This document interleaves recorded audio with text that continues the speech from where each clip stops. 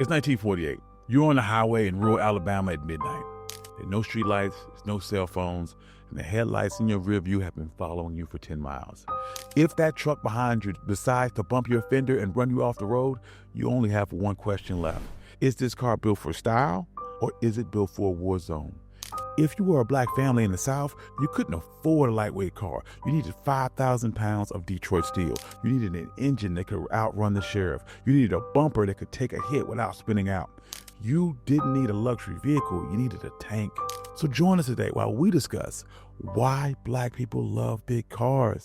This is One Mic Black History, and if you love stories like this, you can find more stories like this at onemichistory.com. But without further ado, let's get started. We've all heard the stereotype. It's the joke we hear from stand-up comedy. It's the trope that's been in movies for 50 years. This idea that black folks are obsessed with big, flashy luxury vehicles. The Cadillac, the Lincoln, the Buick. The mainstream narrative says that it's all about status, that we bought these cars just to show off, that we love shiny things, that we were trying to mimic the rich white man. But that doesn't tell the whole story. During the 1940s, a Cadillac wasn't just a status symbol for a black man, it was an armored personnel carrier. You have to understand the battlefield. In the mid-20th century, the American highway was one of the most dangerous places on earth for a black family. There were thousands of sundown towns. There was no law protecting you. In fact, the law was often the ones chasing you. So you couldn't afford a compact car. You bought the heaviest, fastest, most durable piece of steel you could find. This was not vanity. It was the tank protocol. So first, let's talk about the hardware. During the Jim Crow era, the bump and run was a common tactic. Racist drivers would intentionally clip the back bumper of black drivers in an attempt to spin them off the road. If you were in a lightweight car, this could be deadly. But a 1954 Buick Roadmaster, that thing was a tank. It was built with heavy gauge steel. It held the road like a train. Black families knew the physics. If a confrontation happened at 60 miles an hour, mass wins. There's a reason why legendary blues singer Muddy Waters drove a Cadillac. There's a reason why Chuck Berry drove one. It wasn't just about style, it was a shield. When you're surrounded by hostility, that metal was the only thing protecting you. That heavy chrome bumper wasn't just decoration, it was a battering ram. There's a reason why even today there's this cultural preference towards big body cars. This is generational knowledge being passed down from generation to generation. It wasn't that we didn't want to be economical, it's that we wanted to be invincible. But armor was only half of the equation. The other half was speed.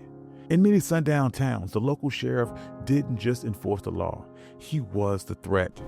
During the mid-20th century, many rural police departments drove standard issue Fords with V6 engines. They were reliable, but they weren't very fast.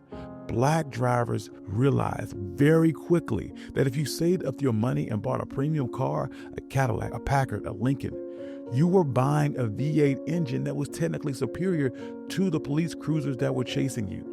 There are documented stories of drivers in the Green Book who utilized the raw power of these cars not to race, but to simply outrun the threat before a lynching could happen. Thurgood Marshall, well before he was a Supreme Court justice, when he was simply a lawyer for the NAACP, drove thousands of miles through the most dangerous parts of the South to defend black clients. You know what he drove? He drove a Cadillac. He wasn't just showing off. He needed a car that could get him out of town faster than a lynch mob could form. He needed reliability. A breakdown in 1940s Mississippi wasn't just an inconvenience. It was a death sentence. That V8 engine was the mobile extraction team.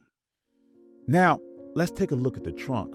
To a white consumer, a massive trunk was for golf clubs and luggage for vacation. But to a black consumer, the trunk was a mobile logistics hub. Remember, under Jim Crow, you couldn't just stop for gas anywhere. You couldn't just stop for food. If you went to the wrong diner, you could get beaten or worse. If you stopped at the wrong gas station, they might put sugar in your tank.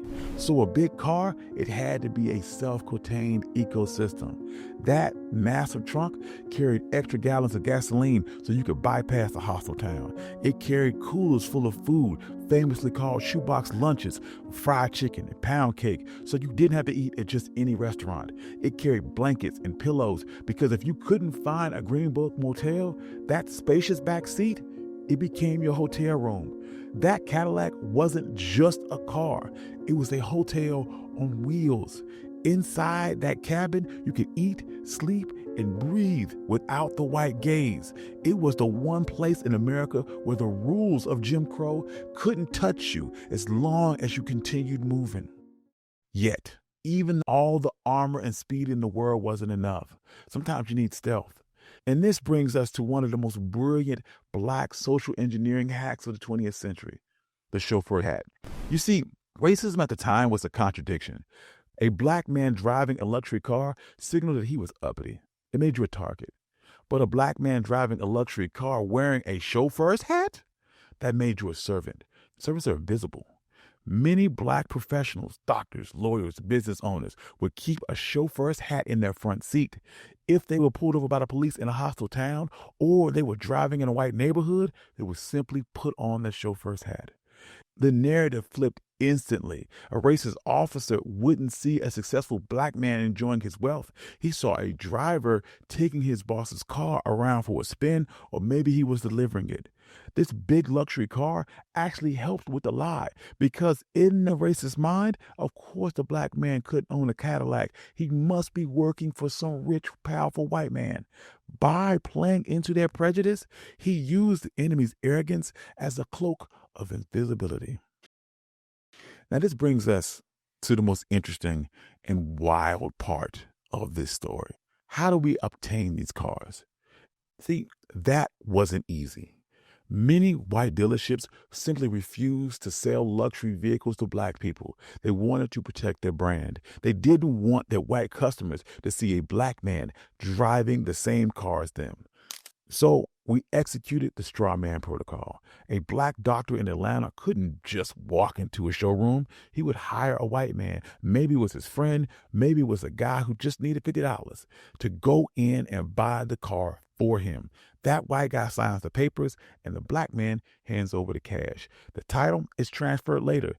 General Motors and Ford eventually realized that all money was green. In fact, Cadillac was one of the very first brands to actively ignore the color line because they realized that Black America was the only thing keeping their brand afloat during the Great Depression.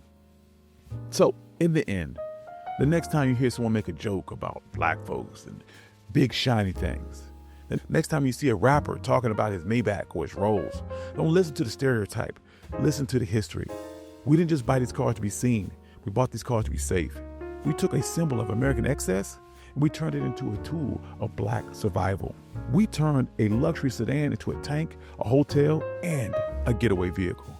The road was hostile territory. The car was the only piece of home that we could take with us. That Cadillac wasn't just a ride. It was our fortress. Thank you. I'm your host, Country Boy. This has been One Black History, and this is the story of why Black folks drive big cars. I like this one. This was fun. This was fun to do. It's really interesting. I like these stories where we dispel stereotypes. I'm going to try to do more of those. You let me know how you feel. If you want to reach out to me, I'm active on Substack. I put notes out every single day. I create articles every single Thursday. I'd like to thank all my financial contributors and my day ones. I love you all. You guys are the best. Without you, none of this could be possible. Peace.